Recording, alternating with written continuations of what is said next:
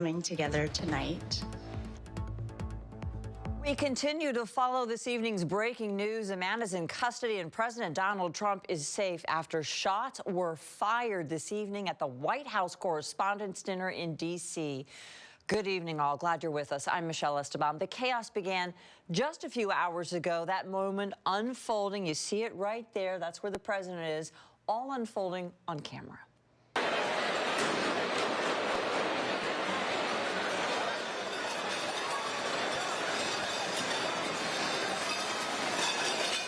Now, shortly after those shots can be heard, many in the crowd ducking under tables, others run to safety. President Trump can then be seen quickly whisked off stage by Secret Service agents. Authorities say that a 31-year-old man from California opened fire near the security checkpoint inside the hotel where the dinner was taking place. D.C. police say he was a guest at the hotel and he was heavily armed.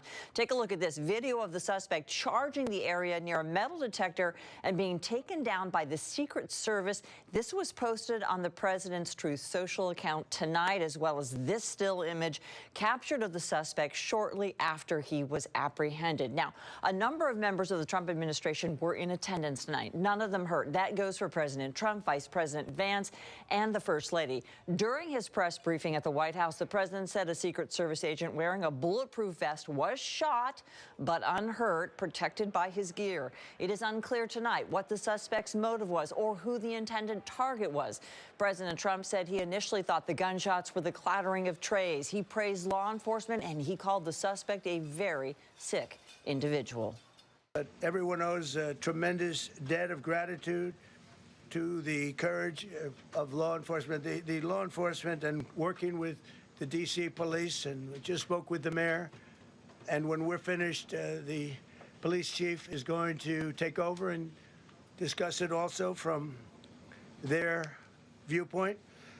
But they also performed exactly as they were supposed to. And you see the attacker in different positions, but you also see the attacker totally subdued and under control.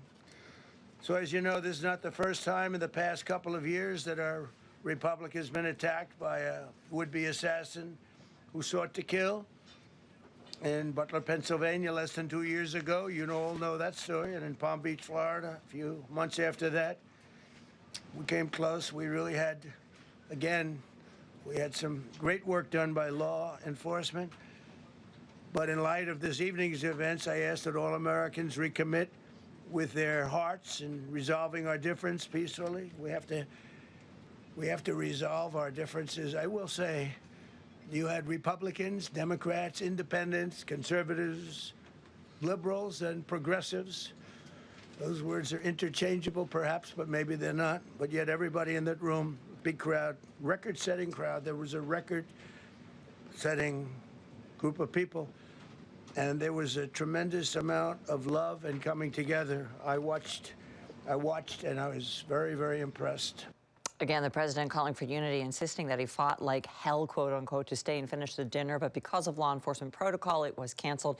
He said it would be rescheduled sometime within the next 30 days. Widespread condemnation of the shooting and praise for law enforcement on social media tonight, including from our state leaders. Congressman Adam Smith from Washington, one of the first to respond. He said this evening law enforcement acted swiftly to protect the president, vice president, first lady, cabinet members, and attendees at the White House Correspondents' Dinner after a gunman opened fire. He says, I am deeply grateful for their dedication and service, and I am keeping those who were placed in harm's way in my thoughts and prayers.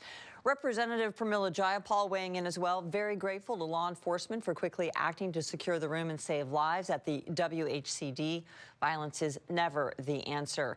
Senator Maria Cantwell posted this: I'm relieved by the reporting that those attending the White House Correspondents' Dinner tonight are safe, and I'm thankful to the law enforcement and first responders. A local couple from Seattle were actually inside the ballroom at the time of the White House Correspondents' Dinner when that shooting happened. They have been sharing the scary experience on social media tonight, as well as with KOMO's Tyler Cunnington. He joins me now live after speaking with the Karlinskys. Tyler.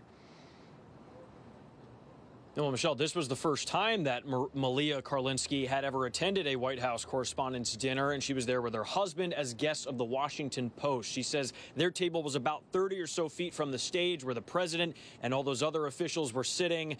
She said it had just been a few minutes after they had been given their first plates of food when the mayhem started to unfold. Take a listen. We're just sitting there eating. All of a sudden we heard like some kind of sound in the back of the room. It sounded like dishes being dropped or something. I don't know. And then all of a sudden we heard like thump, thump, thump, thump, thump. There's like almost 3,000 people in this room. And then we all dove under the table. I still have my mouth full of like dinner. It was terrifying. I was like shaking. And we all crawled under there and we're trying to be quiet. And you could hear like running and like thumping. And Karlinsky took that video and others right after things settled down a bit, if you could describe it that way. She says this was just a confusing and terrifying situation where no one really knew what was happening at first, and nobody was really giving direction on what to do or where to go. Some started shuffling and running inside the packed room to try to get out. Others stayed put, she says. She adds that there were so many Secret Service agents that just started to appear one after another, especially as they got the doors open, looking in towards the lobby area. Eventually, they heard from the event organizers that dinner was called off for the night, and in the time that she has since returned to her hotel, when I spoke to her, she said she's really just still in shock.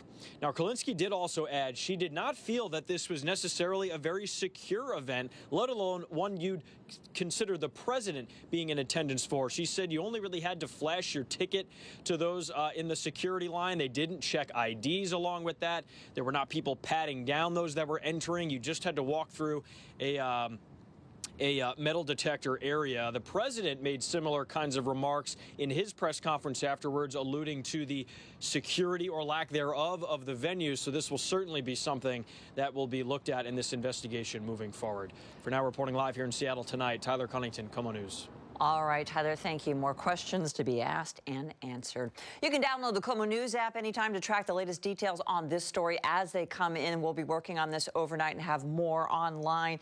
And we'll also be reaching out to our local congressional leaders as the story develops. We'll have updates throughout the newscast tomorrow as well and online at KOMOnews.com. Elsewhere, 50